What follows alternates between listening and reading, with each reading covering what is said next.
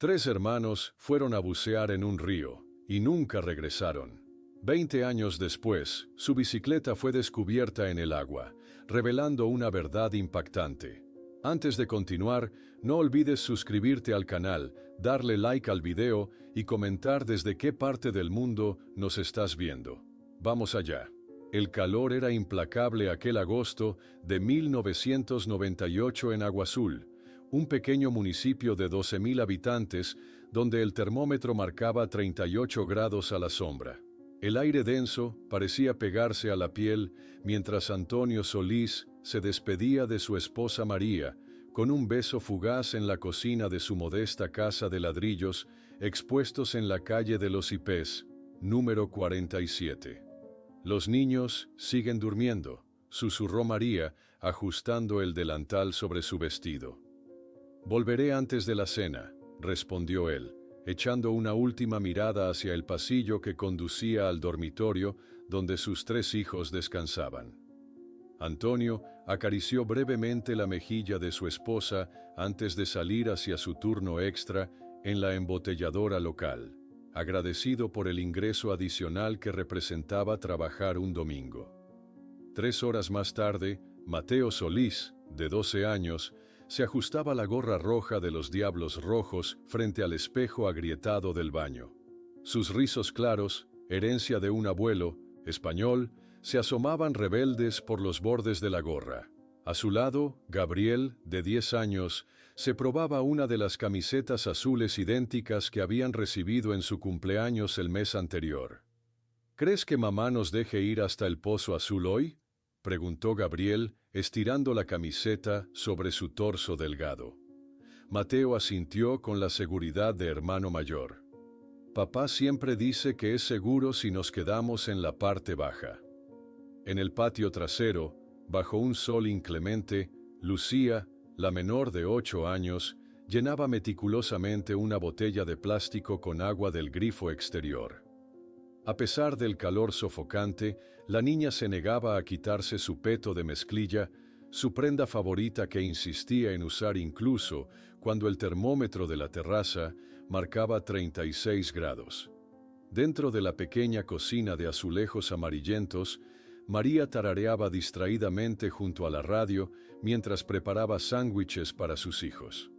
Sus manos ágiles, acostumbradas a la costura que le proporcionaba un ingreso adicional, envolvían cuidadosamente cada emparedado en papel, añadiendo algunas frutas en una bolsa de tela. El calor hacía que el sudor perlara su frente mientras imaginaba el alivio que sentirían sus hijos en las aguas frescas del río. «Mateo, tú eres el responsable», dijo María mientras los 3 niños se agrupaban alrededor de la bicicleta turquesa en el patio. «Quédense solo en la parte baja y regresen antes del anochecer». Mateo asintió seriamente, verificando la presión de los neumáticos de la bicicleta que su padre había restaurado con piezas encontradas en el depósito de la fábrica. Gabriel sostenía la bolsa de tela con los almuerzos, mientras Lucía esperaba impaciente para subir a la parrilla improvisada. A la 1:45 de la tarde, María observaba desde la puerta cómo sus 3 hijos se alejaban por la calle de tierra. Mateo pedaleando con determinación, Gabriel sentado en el tubo del marco y Lucía acomodada en la parrilla trasera, sus pequeñas manos aferradas a la cintura de su hermano mediano. Los 3 agitaron las manos hasta desaparecer en la curva, sus risas desvaneciéndose gradualmente en la quietud de la tarde dominical.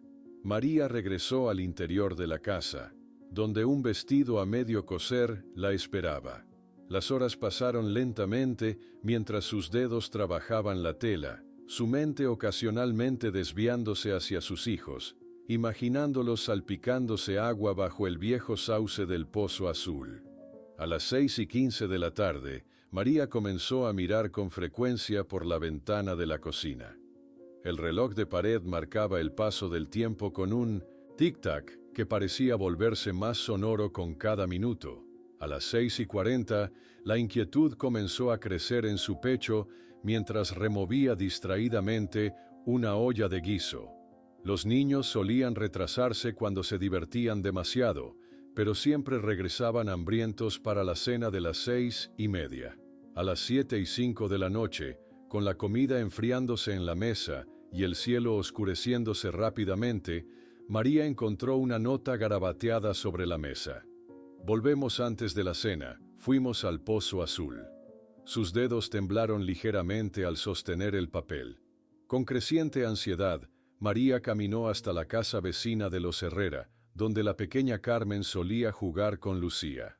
«No los hemos visto en todo el día», dijo la señora Herrera, colocando un brazo reconfortante sobre los hombros de María mientras su hija negaba con la cabeza. A las 8:15 de la noche, con el sol completamente desaparecido en el horizonte, María llamó a la fábrica, su voz tensa, mientras explicaba la situación al supervisor. Antonio abandonó inmediatamente su turno, montando su vieja motocicleta hacia el río, equipado únicamente con una linterna de luz débil. La motocicleta levantaba nubes de polvo en el camino de tierra mientras Antonio aceleraba, su corazón latiendo con fuerza. 20 minutos. Después, llegaba a la orilla del río. La luz trémula de su linterna cortaba la oscuridad mientras caminaba por la ribera, llamando a sus hijos con voz cada vez más desesperada. «Mateo, Gabriel, Lucía». Sus gritos resonaban en la noche, respondidos únicamente por el suave murmullo del agua y el ocasional canto de los grillos. A las 9:05 de la noche, bajo el viejo sauce, el haz de luz iluminó 3 pares de zapatos perfectamente alineados. 2 pares de zapatillas infantiles gastadas y una sandalia rosa perteneciente a Lucía. Antonio sintió que el mundo se detenía mientras levantaba una de las pequeñas zapatillas, reconociendo inmediatamente el desgaste particular en la suela, producto de la forma peculiar en que Gabriel arrastraba levemente el pie derecho al caminar. Unos metros más allá, algo flotaba en la superficie oscura. Antonio se adentró en el agua, sus pantalones empapándose rápidamente. Sus manos callosas recogieron la gorra roja de los Diablos Rojos, el tesoro más preciado de Mateo, completamente empapada. A las 9:35 de la noche, Antonio irrumpió en la pequeña comisaría de Agua Azul, agua goteando de su ropa, la gorra roja firmemente apretada en su puño. El sargento Ramírez, conocido de la familia desde hacía años, se levantó de inmediato al ver su expresión. «Mis hijos», logró articular Antonio, «han desaparecido en el río». Mientras las primeras patrullas de búsqueda se desplegaban por las orillas del río con linternas cortando la oscuridad, nadie notó el pequeño trozo de tela azul atrapado en una estructura metálica sumergida, del mismo color que las camisetas que usaban los niños, meciéndose suavemente bajo la superficie del agua a apenas 20 metros de donde se encontraron sus zapatos. Aquella pequeña pieza de tela azul se mecía suavemente en la corriente, un testigo silencioso de una tragedia que apenas comenzaba a revelarse. Mientras tanto, en la plaza central de Agua Azul, los primeros rayos del amanecer iluminaban a un grupo de voluntarios que se congregaban con determinación en sus rostros. Eran las 5:45 de la mañana del lunes, y el sargento Ramírez, con ojeras que evidenciaban una noche sin dormir, desplegaba mapas sobre una mesa improvisada. «Dividiremos el área en cuadrantes», explicaba con voz firme pero cansada. «Grupo 1, ustedes cubrirán 2 kilómetros río arriba desde el Pozo Azul. Grupo 2, la misma distancia río abajo. Los demás, peinaremos la vegetación de ambas orillas». A orillas del Pozo Azul, 45 minutos más tarde, un equipo de mergulladores profesionales del municipio vecino preparaba meticulosamente su equipo.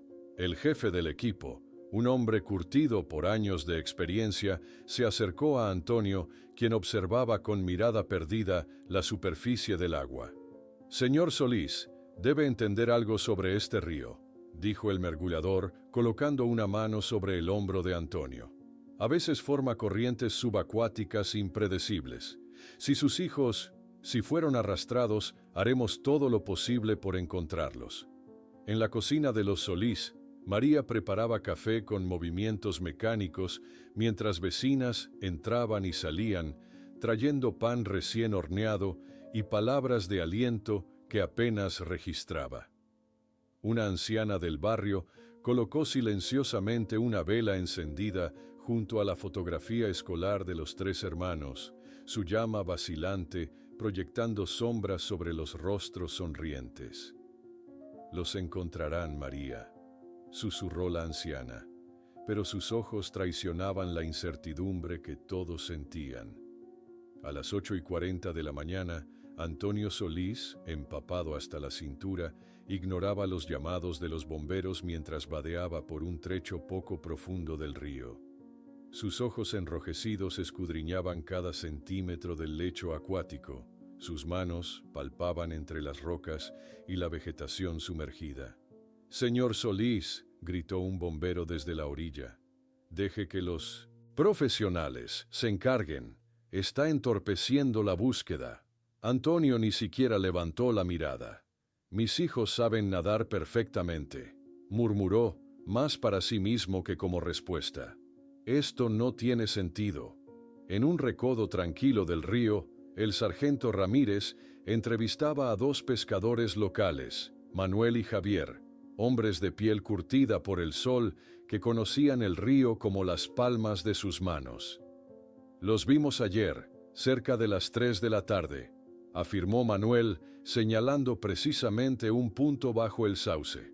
Los tres chapoteaban normalmente, el mayor vigilando a los pequeños, nada fuera de lo común. ¿Notaron algo extraño en el río? ¿Corrientes, remolinos, cualquier cosa inusual?, preguntó Ramírez. Los pescadores intercambiaron una mirada. «El río estaba un poco más crecido que de costumbre», respondió Javier después de un momento. «Pero nada alarmante». En el gimnasio de la escuela local, el director transformaba el espacio en un centro de operaciones improvisado. Maestros colgaban fotografías de Mateo, Gabriel y Lucía en grandes cartulinas, mientras secretarias instalaban teléfonos para recibir información del público. Los pupitres de los tres hermanos permanecían vacíos en sus respectivas aulas, pequeños santuarios con flores y mensajes de esperanza. A la 1:45 de la tarde, exactamente 24 horas después de que los niños partieran en su bicicleta turquesa, la radio local guardó un minuto de silencio. Cuando el locutor retomó la palabra, su voz se quebró ligeramente. «Seguimos esperando noticias sobre los hermanos Solís. Cualquier información, por insignificante que parezca, puede ser crucial». La tarde avanzaba sin resultados. Uno de los mergulladores emergió del agua con expresión confusa, quitándose la máscara con movimientos lentos. «Hay algo extraño en la topografía del lecho del río», comentó a su supervisor. «Parece que ha sido modificado recientemente. Hay zonas donde el sedimento está alterado, como si hubieran instalado o removido estructuras». En la comisaría, el sargento Ramírez esparcía fotografías de los niños sobre su escritorio mientras hablaba por teléfono con la policía estatal. «Necesitamos apoyo aéreo y más personal», insistía. «3 menores desaparecidos, más de 24 horas. Sí, entiendo los protocolos, pero conocemos a esta familia. Estos niños no se escaparon de casa». Al colgar, su mirada se detuvo en la fotografía más reciente de los hermanos. Mateo con su gorra roja, Gabriel sonriendo ampliamente mostrando un diente faltante y la pequeña Lucía con sus trenzas perfectas y sus ojos vivaces. Mientras caía la noche, María recorría silenciosamente el dormitorio de sus hijos. Sus dedos acariciaron el libro de aventuras abierto en la mesita de Gabriel, con el marcapáginas exactamente donde lo había dejado. Sobre el escritorio compartido, el cuaderno de dibujos de Lucía mostraba un colorido paisaje familiar. 3 figuras pequeñas nadando en aguas azules bajo un sol amarillo brillante. En las afueras del pueblo, Antonio confrontaba a Enrique Mendoza, un empleado de la planta de tratamiento de agua que había encontrado casualmente en una tienda local. «Ustedes regulan el caudal del río», acusó Antonio, su voz baja pero intensa. «¿Hubo algún cambio, alguna liberación de agua el domingo?» Mendoza evitó su mirada. «El nivel del río estaba completamente normal», respondió secamente. «Lo siento por sus hijos, pero la planta no tiene nada que ver con esto». La segunda noche de búsqueda, decenas de voluntarios formaron una cadena humana a lo largo de la vegetación ribereña, sus linternas creando un sendero de luz en la oscuridad. Los ecos de «Mateo», «Gabriel», «Lucía» resonaban entre los árboles, desvaneciéndose sin respuesta. La mañana del martes, un helicóptero de la Policía Estatal sobrevolaba metódicamente el área mientras un fotógrafo tomaba imágenes sistemáticas del río y sus alrededores. Desde tierra, Antonio observaba la aeronave con una mezcla de esperanza y desesperación. En la comisaría, al atardecer del segundo día, el sargento Ramírez comparaba los registros meteorológicos oficiales que mostraban lluvias en las montañas 2 días antes del desaparecimiento con el testimonio de Enrique Mendoza, que afirmó categóricamente que el nivel del río estaba completamente normal el domingo. Una discrepancia pequeña, pero significativa, que hizo al policía experimentado fruncir el ceño y anotar un recordatorio: verificar planta de tratamiento. Pasaron los días, y el fervor inicial de la búsqueda comenzó a desvanecerse como la niebla matutina sobre el río. En la plaza central, al quinto día, el grupo de voluntarios se había reducido visiblemente. Muchos habían retomado sus rutinas laborales, aunque las miradas esquivas y los saludos incómodos delataban la culpa que sentían por continuar con sus vidas mientras 3 niños seguían desaparecidos. El sargento Ramírez, perturbado por las inconsistencias que había detectado, condujo su vehículo oficial hasta los límites de Agua Azul, donde se alzaba la planta de tratamiento de agua. La estructura gris y funcional contrastaba con el paisaje rural, sus tuberías y tanques elevados, recordando a los habitantes la modernización que había llegado a la región en los últimos años. Al estacionar frente al portón metálico, Ramírez ajustó su uniforme y revisó su libreta de anotaciones. La discrepancia sobre el nivel del río merecía una investigación formal, no solo por curiosidad, sino porque podría ser la clave del caso que le robaba el sueño. «Bienvenido, sargento», lo recibió Roberto Gálvez en la entrada administrativa, extendiéndole la mano con una sonrisa que no alcanzaba sus ojos. «¿Un café mientras hablamos sobre su visita inesperada?» La sala de reuniones ofrecía una vista panorámica de la planta a través de amplios ventanales. Gálvez, en su traje impecable, explicaba con términos técnicos el funcionamiento de las instalaciones, mientras Ramírez observaba el movimiento de los trabajadores en el patio inferior. «Nos gustaría hacer un recorrido completo», solicitó Ramírez cuando el gerente concluyó su explicación. «Especialmente las áreas cercanas al río». Durante el tour, el policía notó una zona cercada con señalización prominente. «Prohibido el acceso. Personal autorizado». A través del enrejado, distinguió lo que parecían ser grandes tuberías descendiendo hacia el cauce del río. «¿Qué función cumple esta área?», preguntó señalando la zona restringida. Gálvez entrecerró ligeramente los ojos antes de responder. «Son equipos de regulación de flujo, nada interesante realmente. Por razones de seguridad, solo personal técnico calificado puede acceder». Sin esperar réplica, el gerente continuó caminando, desviando la conversación hacia otra sección de la planta. Al salir de las instalaciones, Ramírez observó a Enrique Mendoza conversando tensamente con otro empleado en el estacionamiento. Cuando notaron su presencia, callaron abruptamente y se separaron en direcciones opuestas. Esta reacción solo intensificó la sospecha creciente en la mente del sargento. En la casa de los Solís, la tarde transcurría con una procesión silenciosa de apoyo. Mujeres de la iglesia local habían ocupado la cocina, preparando alimentos que nadie comía realmente. María permanecía sentada en la sala, recibiendo palabras de consuelo con mirada ausente, como si su mente estuviera a kilómetros de distancia, quizás siguiendo la corriente del río en busca de sus hijos. Antonio, por su parte, había establecido un ritual propio. Cada tarde regresaba al mismo lugar bajo el sauce donde encontraron los zapatos. Sentado sobre una roca plana, trazaba mapas improvisados en un cuaderno gastado, marcando meticulosamente las áreas ya registradas y planificando nuevas rutas de búsqueda. Mientras tanto, en la escuela, los compañeros de los hermanos Solís emprendían su propia misión. Un grupo de niños recorría las calles del pueblo, pegando carteles con las fotografías de los desaparecidos en postes y establecimientos. «Se busca», proclamaban los papeles en letras grandes, seguidas por las sonrientes caras de Mateo, Gabriel y Lucía, congeladas en un tiempo más feliz. Al anochecer, una periodista del diario regional se sentó frente a María en la cocina familiar.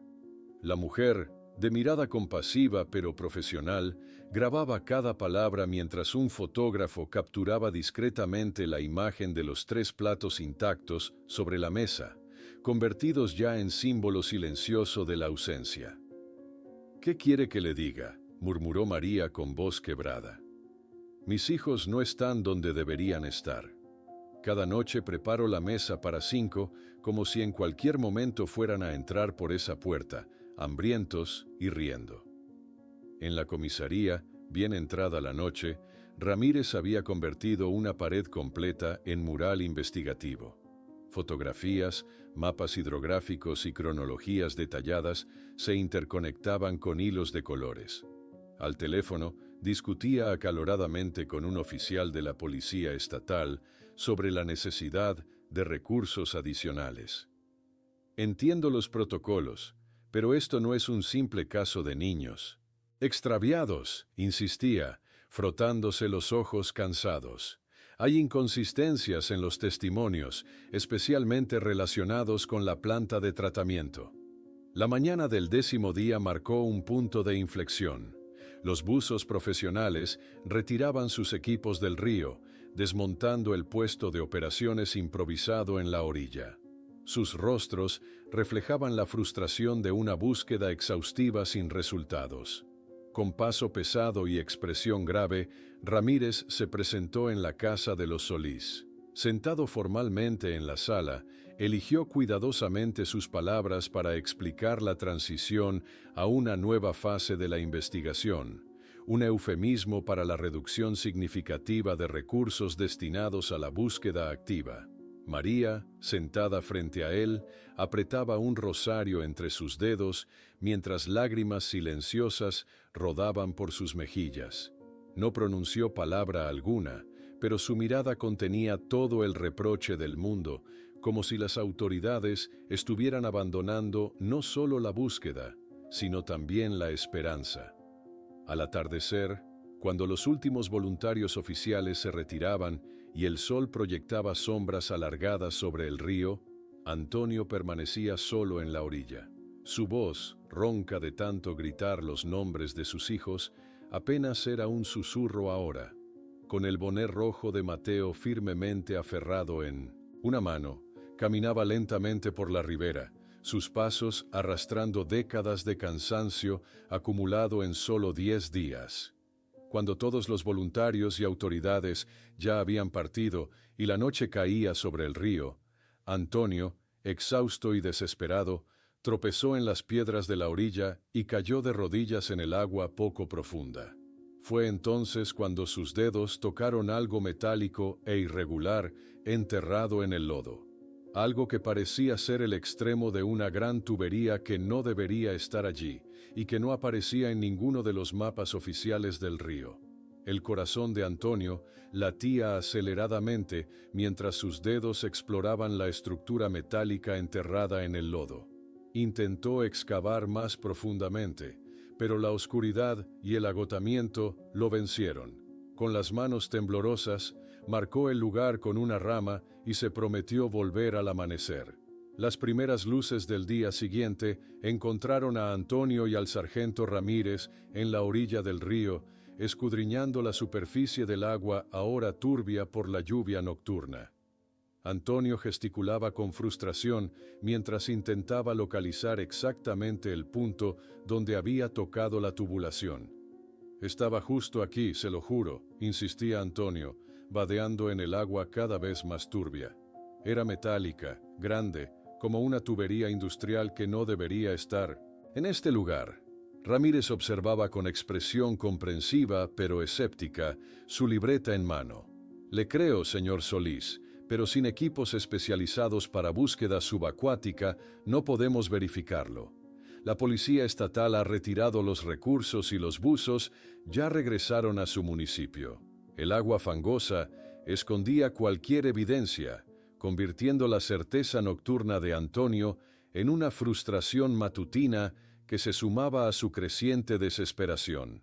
3 semanas después del desaparecimiento, un funcionario municipal retiraba metódicamente los carteles ya desteñidos de los hermanos Solís del tablón de anuncios comunitario. Con movimientos mecánicos, reemplazó las sonrientes fotografías de los niños por coloridos anuncios del festival local. La vida en Agua Azul parecía retomar su curso normal, como un río que finalmente supera el obstáculo que momentáneamente alteró su flujo. Pasados 2 meses, Antonio había regresado a su puesto en la embotelladora, más por necesidad económica que por deseo. En la línea de producción, su mente vagaba constantemente hacia el río mientras sus manos trabajaban automáticamente. Un momento de distracción bastó para que una botella se deslizara de sus dedos y cayera estrepitosamente en la cinta transportadora. «Solís, concéntrate», le advirtió su supervisor, con una mirada que mezclaba impaciencia y compasión. Sus compañeros evitaban su mirada, incómodos ante el dolor que emanaba del hombre como un aura palpable. Al atardecer, mientras el sol proyectaba largas sombras sobre las bancas vacías, María encendía 3 velas en la iglesia desierta. Se había convertido en su ritual diario, una forma de mantener viva la luz de sus hijos en medio de la creciente oscuridad de la incertidumbre. El padre Sebastián se sentó silenciosamente a su lado, respetando el silencio que parecía más elocuente que cualquier plegaria. Las cenas en la casa de los Solís se habían convertido en ceremonias silenciosas. Antonio y María comían sin mirarse, separados por los espacios vacíos, donde Mateo, Gabriel y Lucía deberían estar riendo, discutiendo o contando las anécdotas escolares del día. En la planta de tratamiento, 3 meses después de la desaparición, una pequeña ceremonia celebraba la promoción de Enrique Mendoza. Roberto Gálvez, con sonrisa satisfecha, le entregaba un reloj grabado como presente de despedida. «Tu dedicación a la empresa ha sido ejemplar», pronunció Gálvez, estrechando firmemente la mano de Mendoza mientras los pocos asistentes aplaudían educadamente. «Estamos seguros de que aportarás el mismo compromiso en tu nuevo puesto en la sede estatal». Los ojos de ambos hombres intercambiaron una mirada de entendimiento que iba más allá de las palabras pronunciadas. Antonio, sentado en la aséptica consulta médica, escuchaba distraídamente al doctor explicando sobre niveles elevados de glucosa en sus análisis sanguíneos. «Es común que el estrés prolongado afecte el metabolismo», explicaba el médico, mostrándole gráficos que Antonio apenas procesaba. «Las noches sin dormir, la alimentación irregular, todo esto ha desencadenado una diabetes incipiente que debemos controlar». La víspera de Navidad trajo consigo una tristeza renovada. María, Con movimientos cuidadosos, casi reverenciales, decoraba un pequeño pino en la sala. Sus manos temblorosas colgaban 3 medias rojas bordadas con los nombres de sus hijos, mientras lágrimas silenciosas recorrían sus mejillas hundidas por el sufrimiento. Esa noche, mientras las familias de Agua Azul celebraban con cenas abundantes y risas, la casa de los Solís permanecía en penumbras, iluminada únicamente por las luces intermitentes del árbol navideño. Antonio, sentado solo en la veranda, observaba a grupos familiares pasar por la calle, sus rostros iluminados por la alegría festiva que para él se había vuelto un idioma extranjero e incomprensible. En enero, con paso vacilante, María recorrió los pasillos de la escuela para recoger las pertenencias personales de sus hijos que habían permanecido intactas en sus pupitres y casilleros. Los maestros intercambiaban miradas incómodas, divididos entre el deseo de ofrecer consuelo y el temor de reabrir heridas con palabras inadecuadas. La comunidad, que inicialmente se había volcado en apoyo, ahora parecía evitar a la familia marcada por la tragedia. Antonio notaba cómo los vecinos cruzaban la calle al verlo aproximarse, o bajaban la mirada fingiendo súbito interés en el pavimento. El dolor ajeno resultaba contagioso, un recordatorio incómodo de la fragilidad de la felicidad cotidiana. En su oficina, 6 meses después de la desaparición, el sargento Ramírez revisaba el expediente de los hermanos Solís. Con gesto frustrado, añadió una nota breve sobre la ausencia de nuevos desarrollos. El caso permanecía abierto oficialmente, pero en la práctica se había convertido en uno más de los archivos que acumulaban polvo en los estantes de la comisaría. Antonio había desarrollado un ritual dominical. Cada semana regresaba al río, recorriendo lentamente la orilla. Con el paso del tiempo, comenzó a notar cambios sutiles en el cauce. Áreas que recordaba profundas parecían más someras, como si el lecho hubiera sido modificado intencionalmente para borrar evidencias. En la madrugada que marcaba exactamente 6 meses de la desaparición, Antonio despertó sobresaltado tras soñar vívidamente con sus hijos. Se levantó tembloroso, encontrando a María sentada en la cocina oscura, apenas iluminada por la luz de la luna. Frente a ella, un periódico regional abierto mostraba una pequeña nota que había circulado en rojo. Empleado de la planta de tratamiento encontrado muerto. Era Jorge Salazar, un técnico de mantenimiento que, según la breve noticia, había cometido suicidio dejando apenas una nota enigmática mencionando no poder vivir con ciertas verdades. La noticia sobre Jorge Salazar encendió una chispa en los ojos de Antonio que María no había visto en meses. Esa misma madrugada, mientras el resto de Agua Azul dormía, Antonio recortó cuidadosamente el artículo del periódico y lo llevó a su habitación. Con manos temblorosas pero decididas, lo pegó en la pared donde había comenzado a mapear toda la información relacionada con el caso de sus hijos. No es coincidencia, murmuró para sí mismo, trazando una línea roja entre la foto de la planta de tratamiento y el recorte sobre el suicidio de Salazar. A la mañana siguiente, mientras Antonio conectaba puntos en su improvisado mural investigativo, Carmen Herrera, la hija de 15 años de los vecinos, entraba en la biblioteca escolar con determinación inusual para una adolescente. Se dirigió directamente hacia los archivos de periódicos locales, buscando toda información disponible sobre el caso que había elegido para su proyecto de periodismo investigativo.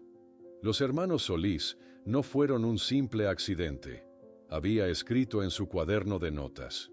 Su profesora había fruncido el ceño ante la elección del tema, sugiriendo algo menos sensible, pero Carmen se mantuvo firme.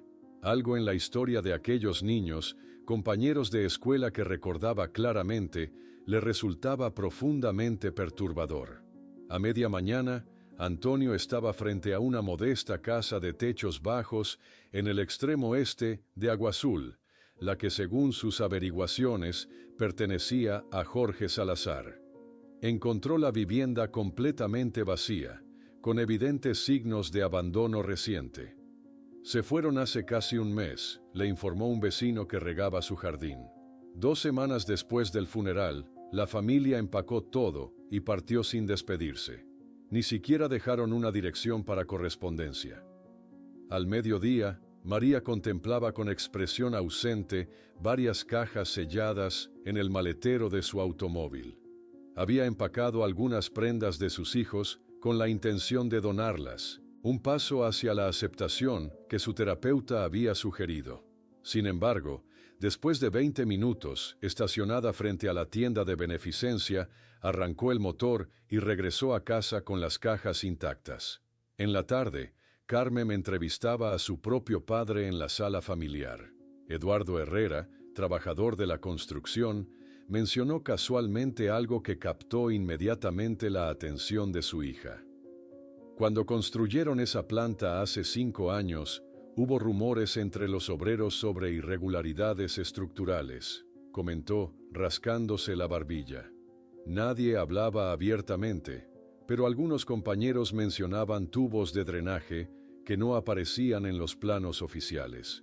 Mientras tanto, Antonio esperaba pacientemente en la farmacia local mientras el farmacéutico le explicaba el uso de la insulina recién prescrita. A través de la ventana, observó distraídamente a una familia con 3 niños saliendo de la heladería de enfrente, sus risas atravesando el cristal como dagas invisibles. En la comisaría, el sargento Ramírez contemplaba una carta oficial con membrete de la jefatura estatal. Su promoción, tantos años esperada, finalmente había llegado. Debería sentir satisfacción, pero su mirada se desviaba constantemente hacia el tablón de desaparecidos donde las fotografías de los hermanos Solís permanecían clavadas, sus sonrisas desvanecidas por el tiempo y la exposición al sol que entraba por la ventana. Al anochecer, María conversaba en voz baja con el padre Sebastián sobre los preparativos para una misa conmemorativa en el aniversario de la desaparición. No es un funeral, aclaró con firmeza cuando el sacerdote utilizó equivocadamente esa palabra. Es un servicio para mantener viva su memoria en la comunidad. A la mañana siguiente, Carmen descubrió en la biblioteca municipal un artículo de periódico fechado 2 semanas antes de la desaparición. Mencionaba brevemente un escape menor en la planta de tratamiento que había sido rápidamente controlado sin consecuencias ambientales. Este incidente nunca había sido mencionado durante la investigación inicial. Cerca del mediodía, Antonio recorría lentamente el cementerio local hasta detenerse frente a la tumba sencilla de Jorge Salazar. Notó con sorpresa flores frescas y una pequeña nota sin firma que decía simplemente: «La verdad saldrá a la luz». Guardó cuidadosamente el papel en su bolsillo, sintiendo que había encontrado un aliado desconocido. Por la tarde, en el ayuntamiento, el Consejo Municipal debatía la propuesta de un memorial para los niños desaparecidos. Un representante de la empresa de tratamiento de agua intervino con tono conciliador pero firme. «Todos lamentamos profundamente esta tragedia», declaró. «Pero mantener el enfoque en un accidente lamentable sería más saludable para la recuperación emocional de nuestra comunidad». Horas más tarde, Carmen mostraba sus descubrimientos a su profesora de periodismo, quien observaba el material con expresión simultáneamente impresionada y preocupada. «Tienes buen instinto investigativo», reconoció finalmente. «Pero debes ser extremadamente cautelosa con acusaciones sin pruebas contundentes. Hay poderosos intereses en juego». Al anochecer, Antonio y María compartían una rara conversación íntima en la mesa de la cocina. Por primera vez en meses, hablaban directamente sobre el futuro. «Quiero hacer un servicio memorial», expresó María con voz quebrada. «Necesito un lugar donde llevarles flores, donde otros puedan recordarlos. Antonio sacudió la cabeza obstinadamente. Sería como abandonarlos, respondió, como aceptar que están muertos sin tener pruebas. Más tarde esa noche, Ramírez visitó a los Solís fuera de su horario laboral. Con expresión grave, les confesó lo que había callado durante meses. Siempre sentí que algo no encajaba en este caso, admitió. Pero estoy a punto de ser transferido a la capital estatal. Ya no podré seguir investigando oficialmente. En su habitación, bien entrada la noche, Carmen contemplaba satisfecha su propio mural investigativo.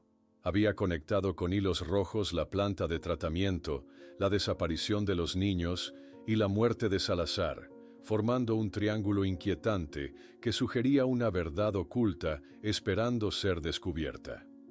En la víspera del aniversario de 1 año del desaparecimiento, mientras la ciudad se preparaba para la ceremonia memorial, Antonio recibió una caja anónima en su puerta conteniendo apenas un viejo cuaderno de mantenimiento con el logotipo de la planta de tratamiento, varias páginas arrancadas y una anotación temblorosa en la última hoja que hizo su corazón dispararse. Domingo, 17 de agosto, 1998. Prueba de descarga emergencial autorizada por RG sin notificación a la comunidad. El cuaderno de mantenimiento temblaba en las manos de Antonio mientras leía repetidamente aquella última anotación. RG, Roberto Gálvez. Las iniciales confirmaban sus sospechas más oscuras y encendían una llama de determinación que creía extinguida. Pasó toda la noche examinando meticulosamente cada página sobreviviente del cuaderno, transcribiendo anotaciones técnicas que apenas comprendía, buscando patrones en fechas y procedimientos. La madrugada lo encontró aún despierto, rodeado de notas garabateadas a la luz tenue de su lámpara de escritorio. Sus ojos ardían, pero su mente trabajaba con una claridad que no había experimentado en meses. Al amanecer, cuando los primeros rayos de sol se filtraban por la ventana, el timbre de la puerta sonó con insistencia. Antonio abrió para encontrarse con el rostro nervioso, pero decidido de Carmen Herrera. «Señor Solís, perdone la hora», dijo la joven, sosteniendo una carpeta abultada. «Pero creo que necesitamos hablar sobre mi investigación escolar». Antonio la invitó a pasar, reconociendo inmediatamente en aquella adolescente una aliada inesperada. En la pequeña sala, Carmen desplegó metódicamente su trabajo. Recortes de periódicos, testimonios recopilados, fotografías del río tomadas en diferentes épocas que mostraban sutiles pero significativos cambios en el cauce. «He estado investigando durante meses», explicó Carmen, señalando conexiones en sus documentos. «Comencé por simple curiosidad para mi proyecto escolar, pero encontré inconsistencias». Antonio asintió silenciosamente antes de mostrarle el cuaderno de mantenimiento. Los ojos de Carmen se agrandaron al reconocer su importancia. «Esto es exactamente lo que necesitábamos», murmuró, pasando cuidadosamente las páginas. «Una prueba documental». A media mañana, María regresó de la iglesia, donde ultimaba detalles para la ceremonia conmemorativa. Su expresión inicialmente escéptica al ver a Carmen cambió gradualmente mientras Antonio le explicaba lo que habían descubierto. «¿RG es Roberto Gálvez?», preguntó, reconociendo inmediatamente la fecha del cuaderno. Su rostro se transformó al comprender las implicaciones. Una prueba no autorizada, el mismo día que sus hijos desaparecieron. Por la tarde, los tres se reunieron en la sala rodeados de papeles esparcidos por toda la superficie disponible. Carmen explicaba animadamente su teoría sobre cómo la tubería secundaria podría afectar el pozo azul. Si liberaron agua repentinamente a través de esta tubería clandestina, señaló en un mapa improvisado, habría creado una corriente subacuática invisible desde la superficie, pero lo suficientemente poderosa para arrastrar a un niño, o tres. María se cubrió la boca con las manos, la horrible realización de lo que pudo haber sucedido golpeándola con renovada crudeza. Más tarde ese día, el sargento Ramírez, vestido de civil y visiblemente nervioso, se encontró con Antonio en un café apartado en las afueras de Aguazul. Tras verificar que nadie los observaba, examinó el cuaderno con expresión grave. «Esto cambia todo», murmuró. Evidencia de operaciones no autorizadas el mismo día de la desaparición. Al atardecer, Ramírez desplegó ante Antonio un mapa detallado de la planta de tratamiento obtenido de los archivos estatales. Sus dedos señalaron áreas marcadas como estructuras de emergencia que coincidían con la ubicación donde Antonio había tocado la tubería metálica aquella noche 6 meses atrás. «Esta tubería no aparece en los planos públicos», explicó Ramírez. «Pero en los archivos oficiales está clasificada como infraestructura de descarga secundaria para contingencias». A la mañana siguiente, el día del memorial, la iglesia de Aguazul se llenó hasta desbordar. 3 velas blancas dominaban el altar, flanqueadas por fotografías enmarcadas de los niños sonrientes, rodeadas de flores blancas y amarillas. Tras la emotiva ceremonia, Antonio, contraviniendo el programa planificado, tomó el micrófono. Un murmullo recorrió la congregación cuando su voz, firme a pesar del dolor, comenzó a resonar en el recinto sagrado. «Hoy no solo recordamos a nuestros hijos», declaró. «También exigimos respuestas. Hay evidencia de operaciones sospechosas en la planta de tratamiento el día que desaparecieron. Si alguien tiene información, por favor, ayúdenos a encontrar la verdad». Desde el fondo de la iglesia, Roberto Gálvez observaba con rostro tenso. Al escuchar la mención de operaciones sospechosas, abandonó discretamente el recinto, su teléfono celular ya en la mano, mientras sus labios se movían urgentemente. En el cementerio, durante la parte final de la ceremonia, un anciano de rostro curtido se aproximó tímidamente a Antonio. Manuel, el viejo pescador que había testificado ver a los niños aquel día, parecía cargar un peso invisible sobre sus hombros. «Hay algo que nunca conté sobre aquel domingo», confesó en voz baja. «Algo que me pareció extraño, pero que no relacioné hasta escuchar su discurso hoy». 1 hora después, en la casa de los Solís, Manuel describía detalladamente cómo el agua se comportó de manera extraña aquella tarde. «Jamás había visto algo así en 50 años pescando en ese río», explicaba, gesticulando con manos callosas. «Era como si algo jalara por debajo, creando remolinos donde nunca existieron. Pensé que era un fenómeno natural pasajero». Al caer la tarde, María entró en la sala y retiró solemnemente el pañuelo negro que había usado durante la ceremonia. En su lugar, colocó prominentemente la fotografía más reciente de sus 3 hijos sobre la mesa. «No voy a renunciar a ustedes ahora», pronunció con determinación renovada. «No cuando, finalmente, podemos estar cerca de la verdad». Esa noche, Carmen hablaba excitadamente por teléfono con su profesor de periodismo sobre contactar a un reportero del diario estatal, mientras Ramírez en la comisaría copiaba secretamente todos los archivos del caso antes de su traslado. Pasada la medianoche, Antonio, María y Carmen permanecían reunidos en la cocina de los Solís bajo la luz tenue de una lámpara.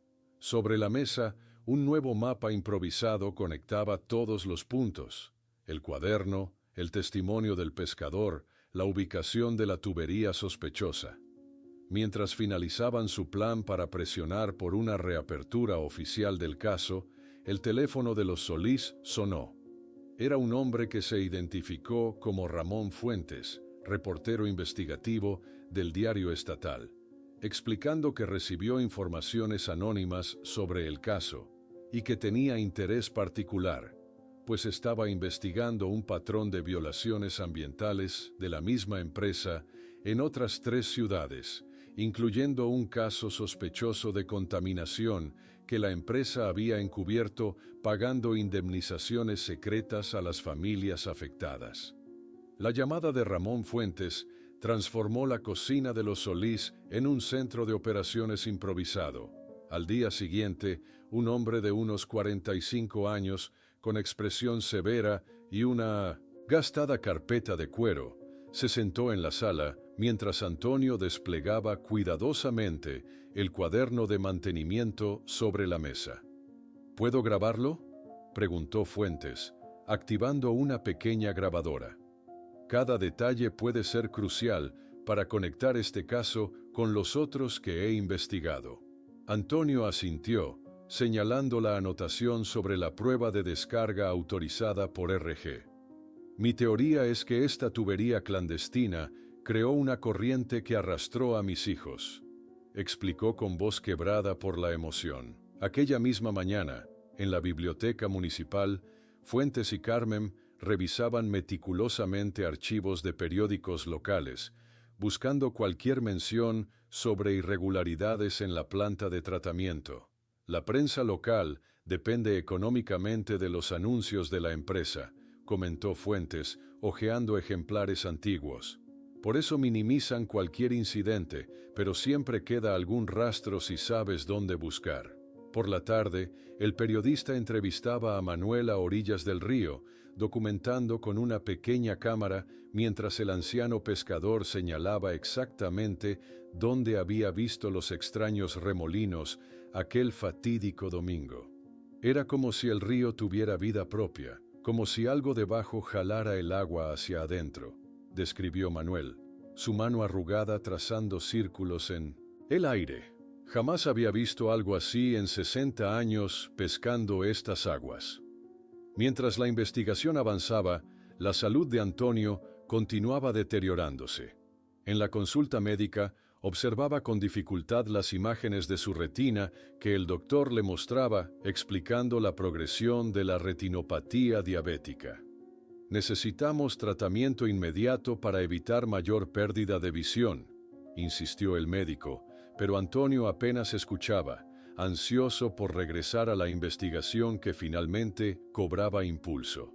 A la mañana siguiente, Fuentes se reunió secretamente con Pablo, ex técnico de la planta, en un café de la ciudad vecina. El hombre, nervioso, miraba constantemente sobre su hombro mientras dibujaba en una servilleta el sistema de tubería no documentado. Esta descarga secundaria se construyó para reducir costos, explicó en voz baja. Los filtros adecuados eran demasiado caros, así que instalaron esta salida para las emergencias, que en realidad usaban regularmente.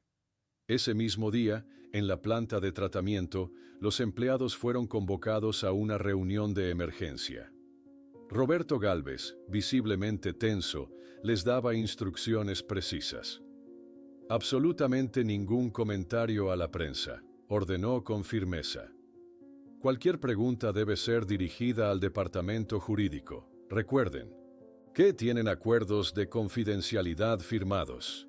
En la farmacia local, María compraba los medicamentos para Antonio cuando accidentalmente escuchó a dos hombres conversando en voz baja entre los estantes. Ese reportero está haciendo demasiadas preguntas peligrosas, comentó uno. Gálvez está furioso. Dicen que ha contactado a los ejecutivos de la capital. El comentario confirmó a María que estaban en el camino correcto, pero también despertó un temor por las consecuencias que podrían enfrentar. Por la tarde, el alcalde de Agua Azul convocó una improvisada conferencia de prensa, declarando con evidente incomodidad que las teorías conspirativas solo reabren heridas y perjudican la imagen de nuestra ciudad. Desde un rincón, Fuentes observaba atentamente, tomando notas sobre quienes parecían más nerviosos entre las autoridades locales. Esa noche, el teléfono de la familia Herrera sonó insistentemente. Carmen, al contestar, escuchó una voz masculina advirtiéndole que algunas historias deberían permanecer enterradas. Su padre entró en la sala justo a tiempo para ver cómo el rostro de su hija palidecía con cada palabra del anónimo interlocutor. La mañana siguiente, Fuentes fotografiaba discretamente el área restringida de la planta desde la orilla opuesta del río cuando dos guardias de seguridad lo abordaron agresivamente. «Esta es propiedad privada», espetó uno, exigiendo que borrara las imágenes. «La próxima vez presentaremos cargos por invasión». Más tarde, una tensa reunión se desarrollaba en la casa de los Solís. Fuentes, Antonio, María, Carmen y Ramírez, ahora sin autoridad oficial pero igualmente comprometido, discutían estrategias tras varios intentos fallidos de conseguir documentación adicional. «Necesitamos presión mediática», argumentó Fuentes. «Publicaré un primer artículo con lo que tenemos para forzar reacciones que podamos aprovechar». Antonio, con manos temblorosas, intentaba examinar una fotografía ampliada del área del río. Su visión deteriorada le obligaba a acercar el papel a centímetros de su rostro, una limitación física que contrastaba dolorosamente con su renovada determinación mental. A la mañana siguiente, la primera plana del diario estatal mostraba un titular impactante: «Misterio de los tres hermanos, indicios de negligencia corporativa». Las fotografías de los niños y de la planta de tratamiento aparecían lado a lado, estableciendo visualmente la conexión que durante tanto tiempo había permanecido oculta. La reacción fue inmediata. En una videoconferencia de emergencia, ejecutivos de la empresa y abogados discutían acaloradamente sobre implicaciones legales y control de daños, mientras preparaban documentos para amenazar con una demanda por difamación contra el periódico. Al atardecer, María, sentada en el porche, leía detenidamente el reportaje de Fuentes. Lágrimas silenciosas rodaban por sus mejillas mientras Antonio colocaba una mano en su hombro, en un gesto que combinaba consuelo y esperanza. «Estamos más cerca de la verdad», murmuró. «Más cerca de justicia para nuestros hijos». En la mañana siguiente a la publicación del reportaje, mientras la ciudad hervía con discusiones sobre las acusaciones, el teléfono de los Solís sonó. Una voz femenina, hablando en susurros rápidos, se identificó como secretaria de Roberto Gálvez e informó que había encontrado documentos en un archivo cerrado que probaban no solo la existencia de la tubería clandestina, sino también un informe detallado del incidente del 17 de agosto de 1998, que nunca fue entregado a las autoridades, documentos que estaba dispuesta a proporcionar, pero solo si encontraban un lugar seguro para el intercambio, pues sospechaba que su teléfono estaba siendo monitoreado. Ramón Fuentes y Antonio salieron al amanecer, conduciendo en silencio por la carretera que bordeaba Agua Azul. El periodista verificaba constantemente el espejo retrovisor, mientras Antonio, con los ojos entrecerrados por su visión deteriorada, escrutaba cada vehículo que pasaba. Habían elegido un pequeño café a 20 kilómetros del pueblo, suficientemente lejos para evitar encuentros casuales con conocidos. El local, casi vacío a esa hora temprana, olía a café recién hecho y pan horneado. Se sentaron en una mesa del rincón con vista a la entrada, ordenando desayunos que probablemente no tocarían. La tensión era palpable mientras cada campanilla de la puerta hacía que ambos hombres voltearan instintivamente. A las 7:50, una mujer de mediana edad con expresión nerviosa entró apresuradamente. Teresa, la secretaria de Gálvez, vestía ropa discreta y gafas oscuras que no lograban disimular su ansiedad. Tras un rápido vistazo al café, se dirigió directamente a su mesa, sentándose sin preámbulos. «Tengo 15 minutos antes de que noten mi ausencia», murmuró, deslizando hábilmente un sobre manila dentro de una revista que colocó sobre la mesa. «Hay cámaras en todas las oficinas desde ayer». De regreso en el automóvil, Fuentes no esperó para abrir el sobre. Sus manos experimentadas extrajeron documentos con membretes oficiales y la inconfundible firma de Roberto Gálvez. Antonio se inclinó, dolorosamente cerca, forzando su deteriorada visión para distinguir las palabras que podrían explicar el destino de sus hijos. «Dios mío», murmuró Antonio al leer el título de uno de los informes. Incidente operacional, 1708-1998. Sus manos temblaron violentamente al encontrar la frase «posibles víctimas arrastradas por la corriente de descarga», escrita con la fría precisión de un reporte técnico. La noticia se propagó con la velocidad de un incendio forestal. Para el mediodía, el teléfono de los Solís sonaba incesantemente con periodistas buscando declaraciones tras la publicación de un artículo preliminar que mencionaba documentos internos reveladores sin detallar su contenido específico. María, sobrepasada por la atención repentina, desconectó finalmente el teléfono mientras intentaba asimilar la brutal verdad. Alguien había sabido desde el primer día qué había ocurrido con sus hijos. En la capital, el edificio corporativo de la empresa bullía de actividad frenética. En una sala de conferencias con vista panorámica, ejecutivos en trajes caros escuchaban a un consultor de relaciones públicas que gesticulaba frente a una presentación digital. Debemos cuestionar la procedencia de los documentos y la credibilidad de las fuentes, explicaba con calculada precisión. Simultáneamente, expresaremos nuestra más sincera preocupación por la familia sin admitir responsabilidad alguna. Antonio, mientras tanto, enfrentaba sus propias consecuencias. En la embotelladora, su confrontación con el supervisor escaló rápidamente cuando mencionó la conexión entre la fábrica y la planta de tratamiento. Ambas pertenecen al mismo conglomerado, insistió Antonio con voz elevada, mientras sus compañeros observaban paralizados la escena. Todos ustedes han estado bebiendo agua tratada por la misma empresa que mató a mis hijos. Minutos después, 2 guardias de seguridad lo escoltaban fuera del edificio, su tarjeta de identificación confiscada tras 15 años de servicio. El supervisor, evitando su mirada, le entregó mecánicamente una carta de despido por conducta inapropiada y declaraciones perjudiciales para la empresa. La división en Agua Azul se hizo evidente esa misma tarde cuando una pequeña multitud se congregó frente al ayuntamiento. Algunos sostenían carteles apoyando a los Solís y exigiendo justicia, mientras otros defendían a la empresa que proporciona empleo a la mitad del pueblo.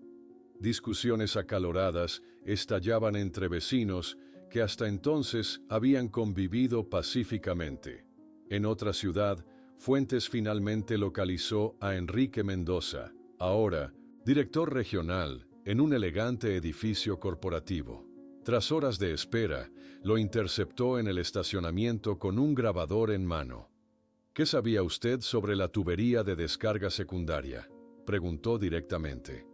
¿Por qué falsificó su testimonio sobre el nivel del río aquel día? Mendoza, visiblemente perturbado pero manteniendo la compostura, entró apresuradamente en su automóvil, repitiendo mecánicamente, sin comentarios, mientras elevaba la ventanilla eléctrica. Esa noche, Carmen ayudaba a Ramírez a digitalizar todos los documentos obtenidos. Con metodología sorprendente para su edad, la joven enviaba copias a múltiples correos electrónicos como medida de seguridad. «Si algo me sucede», explicó Ramírez con sombría determinación, «estos archivos se publicarán automáticamente. He configurado un sistema». A la mañana siguiente, un equipo de abogados corporativos ingresaba al Tribunal Estatal solicitando una orden judicial inmediata para impedir la divulgación de los documentos robados que constituyen propiedad intelectual de la empresa. El juez, visiblemente incómodo con la atención mediática del caso, programó una audiencia para la semana siguiente. La respuesta oficial llegó esa misma tarde, cuando el fiscal estatal Diego Vázquez convocó una conferencia de prensa anunciando la reapertura formal de la investigación sobre la desaparición de los hermanos Solís, basada en nuevas y significativas evidencias. Este caso nunca debió cerrarse, declaró con severidad. Asignaré un equipo especial para investigar no solo las circunstancias de la desaparición, sino también la posible obstrucción de justicia durante estos años. Esa noche, la familia Solís observaba en silencio la cobertura televisiva nacional del caso. Su tragedia personal, confinada durante tanto tiempo a su pequeño pueblo, ahora ocupaba los titulares nacionales. El teléfono, reconectado brevemente, sonó con urgencia. Era Teresa, su voz casi irreconocible por el miedo. «Me han suspendido», susurró entrecortadamente. «Creo que me siguen. Hay más documentos que no pude sacar, sobre cómo encontraron evidencia física el mismo día, y decidieron ocultarla». Mientras la investigación oficial ganaba fuerza y la presión sobre la empresa aumentaba, Teresa fue encontrada inconsciente en su apartamento aquella noche. Una aparente tentativa de suicidio, con píldoras para dormir, pero la nota manuscrita junto a su cama contenía un mensaje que la policía encontró lo suficientemente perturbador para colocarla bajo protección en el hospital. Ellos descubrieron, no fue solo negligencia, encontraron los cuerpos aquel mismo día y decidieron esconderlos. La nota de Teresa desató una tormenta en las altas esferas del sistema judicial. El fiscal Diego Vázquez, un hombre conocido por su meticulosidad, se presentó personalmente en el hospital donde la secretaria permanecía bajo protección policial. Con guardias apostados en la puerta, Vázquez entró en la habitación con paso decidido, libreta en mano. «Necesito que me cuente exactamente qué vio en esos documentos», pidió a Teresa, quien todavía pálida por los efectos de las píldoras, comenzó a relatar con voz débil pero determinada los detalles sobre cómo la empresa había manipulado evidencia desde el primer día. Sin perder tiempo, Vázquez convocó una reunión de emergencia con autoridades ambientales y policiales. Sobre una amplia mesa desplegaron mapas detallados del río y sus alrededores, planificando lo que sería una operación sin precedentes en la historia de Agua Azul. «Necesitamos vaciar parcialmente el cauce del Pozo Azul», explicó Vázquez, señalando el área específica.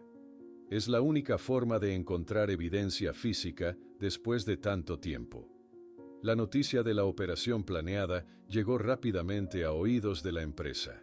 En el tribunal estatal, un equipo de abogados argumentaba vehementemente contra la iniciativa, citando potenciales daños ambientales irreversibles y costos desproporcionados para el contribuyente. ¿Están más preocupados por el ambiente o por lo que podemos encontrar?, preguntó el juez con evidente escepticismo, mirando por encima de sus gafas de lectura. Su decisión fue clara: la operación procedería sin demora. Esa misma tarde, maquinaria pesada comenzó a llegar a las orillas del río. Técnicos especializados instalaban bombas de gran capacidad, mientras otros construían barreras temporales para controlar el flujo del agua. Los habitantes de Agua Azul observaban con asombro la transformación de su apacible río en un sitio de excavación forense. María y Antonio permanecían en la orilla, testigos silenciosos del inicio de la operación. Docenas de vecinos se congregaron a su alrededor, algunos trayendo alimentos y bebidas para los trabajadores, otros simplemente ofreciendo su presencia como apoyo moral a la familia que durante tanto tiempo había sido marginada. A la mañana siguiente, el nivel del agua había descendido notablemente, revelando partes del lecho fluvial nunca antes vistas. Equipos forenses, en impecables macacos blancos, comenzaron a examinar metódicamente el área, fotografiando y documentando cada hallazgo por insignificante que pareciera. «Es como una autopsia al río», comentó en voz baja un vecino mientras observaba el meticuloso trabajo. Cerca del mediodía, una especialista forense llamó urgentemente a Vázquez, señalando estructuras metálicas expuestas que emergían del lodo como esqueletos de alguna bestia prehistórica. Esto no aparece en ningún plano oficial, confirmó la experta, comparando lo encontrado con los mapas autorizados de la planta. Es la tubería clandestina. Antonio, sentado bajo un improvisado toldo para protegerse del implacable sol, observaba cada movimiento con atención absoluta. Sus gruesos lentes apenas compensaban su visión deteriorada, pero se negaba a abandonar el lugar, determinado a presenciar personalmente cualquier descubrimiento. Por la tarde, un técnico equipado con un detector de metales comenzó a emitir señales intensas al pasar por un área de lodo particularmente espeso. Inmediatamente, un equipo comenzó una cuidadosa excavación, trabajando con la delicadeza de arqueólogos en un yacimiento invaluable. Las manos enguantadas del técnico forense removieron lentamente capas de sedimento, revelando algo metálico y de color azul turquesa que emergía gradualmente del lodo. Antonio se levantó, tambaleante, reconociendo instantáneamente el manillar de la bicicleta que él mismo había restaurado años atrás, con piezas encontradas en el depósito de la fábrica. «Es la bicicleta de mis hijos», susurró, cayendo de rodillas mientras las lágrimas nublaban aún más su limitada visión. El equipo forense completo procedió a extraer cuidadosamente la bicicleta del lodo. Estaba intacta aunque oxidada, preservada en las profundidades fangosas como una cápsula del tiempo que finalmente revelaba su secreto. Policías fotografiaban y documentaban meticulosamente su posición exacta, conscientes de que cada detalle podría ser crucial en el eventual juicio. La noticia del hallazgo se propagó como fuego por Agua Azul. Decenas de reporteros se aglomeraron en las orillas, mantenidos a distancia por un cordón policial.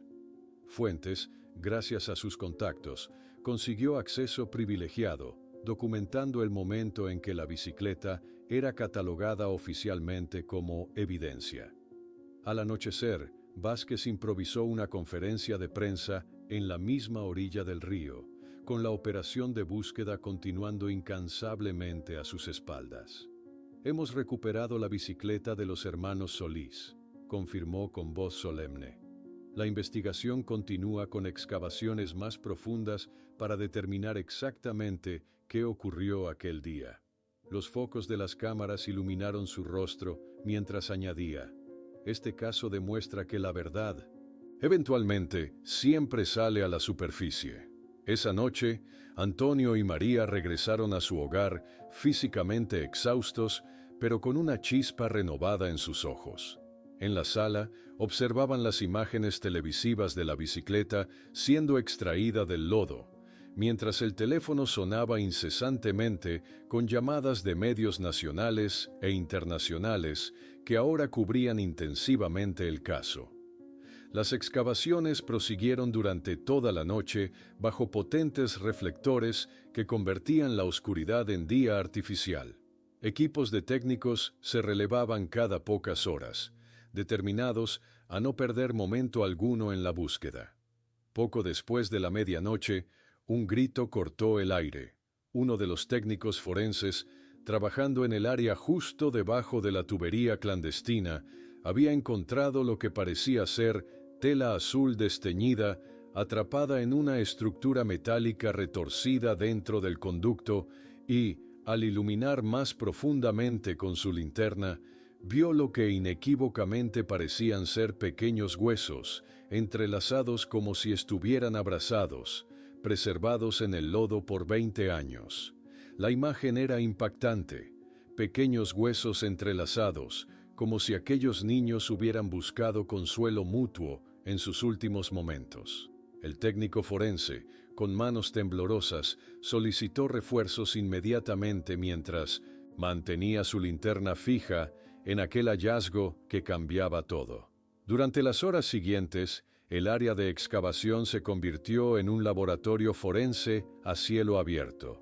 Bajo la luz clínica de los potentes reflectores, especialistas trabajaban con precisión quirúrgica, documentando meticulosamente cada aspecto del descubrimiento. Los restos, preservados en el lodo durante 2 décadas, eran extraídos con reverencial cuidado, como si los técnicos intentaran compensar con su delicadeza actual la brutal negligencia que los había llevado allí. A las 7:45 de la mañana, el fiscal Vázquez, con ojos enrojecidos por la falta de sueño, realizaba una llamada telefónica que marcaría el curso definitivo del caso. «Quiero a Gálvez, bajo custodia inmediatamente», ordenó con voz firme.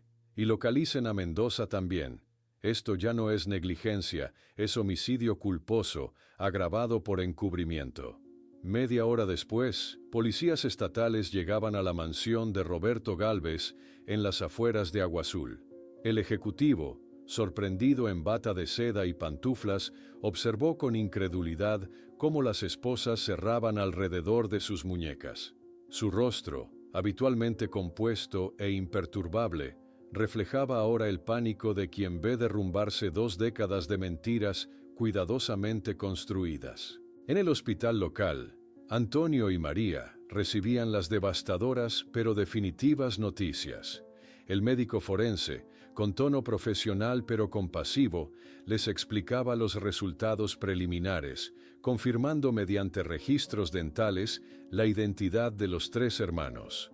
Los pequeños cuerpos habían quedado atrapados en una sección dañada de la tubería clandestina, succionados por la fuerza del agua liberada durante aquella prueba no autorizada. «Estaban abrazados», añadió el forense, permitiéndose un momento de humanidad en su informe técnico.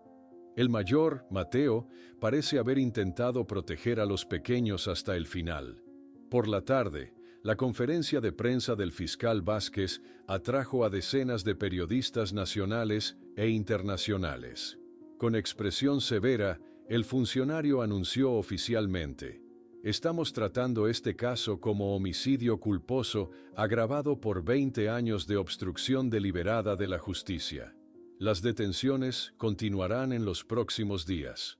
Entre los objetos recuperados junto a los restos, Antonio identificó con manos temblorosas la gorra de los Diablos Rojos de Mateo, una pulsera de cuentas perteneciente a Lucía y fragmentos de las camisetas azules idénticas que los niños vestían aquel día. Cada objeto, preservado en el tiempo como testigo silencioso, contaba la historia que durante tanto tiempo había permanecido sumergida. Semanas después, en una sala del tribunal abarrotada, Gálvez y otros 4 ejecutivos ocupaban el banco de los acusados mientras testigos clave, incluyendo Teresa y varios exempleados, ofrecían testimonios devastadores. La secretaria, recuperada físicamente pero todavía visiblemente afectada, describió con precisión cómo se había elaborado la estrategia de encubrimiento desde el primer día. «Supieron inmediatamente lo que había sucedido», declaró. «Enviaron un equipo de buzos privados que localizó los cuerpos esa misma noche, pero Gálvez decidió que sería demasiado costoso para la empresa admitir la responsabilidad». El abogado defensor, visiblemente incómodo con su propio argumento, intentó caracterizar lo sucedido como un trágico accidente, pero fue contundentemente interrumpido cuando el fiscal presentó correos electrónicos internos demostrando conocimiento previo de los riesgos que implicaba la tubería clandestina. La tarde más reveladora del juicio llegó cuando Enrique Mendoza ocupó el estrado de los testigos.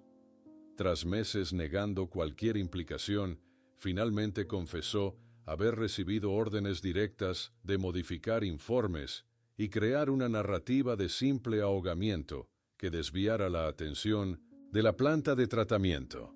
«Me dijeron que mi futuro en la empresa dependía de mi cooperación», admitió, evitando mirar hacia el banco donde sus antiguos superiores lo observaban con desprecio. 7 meses después del descubrimiento, el juez dictó sentencia: 15 años de prisión para Gálvez, entre 8 y 12 años para los demás implicados. La empresa recibió una multa sin precedentes y la obligación de establecer un fondo de compensación para proyectos ambientales en Agua Azul y asistencia a la familia Solís.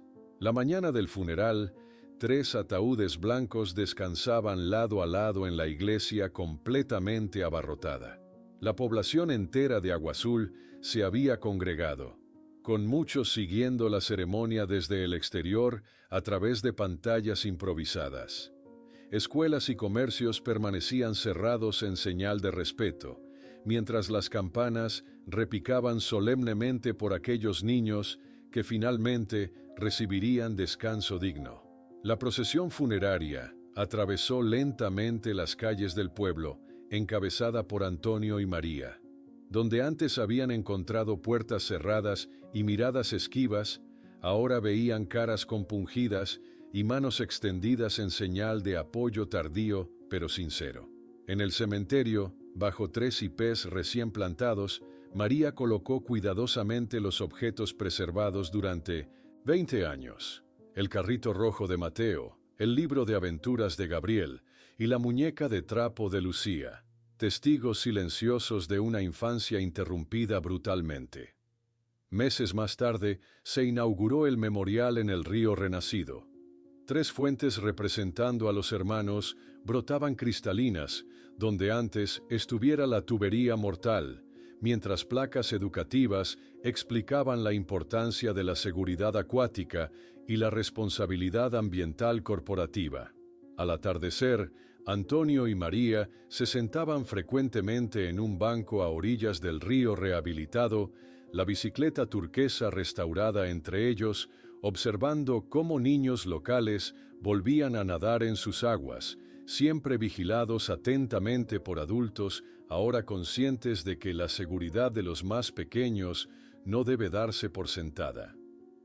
20 años y 3 meses después de aquel domingo de agosto, Carmen Herrera, ahora estudiante de periodismo, colocó el punto final en su libro documentando el caso de los hermanos Solís. La dedicatoria, simple pero poderosa, resumía la lección que Agua Azul y el mundo deberían guardar. Para Mateo, Gabriel y Lucía, cuyas vidas fueron trágicamente interrumpidas, pero cuya historia nos enseña que la verdad, al igual que sus pequeños cuerpos abrazados, eventualmente emerge de las profundidades, no importa cuánto tiempo lleve o cuánto lodo intenten arrojar sobre ella.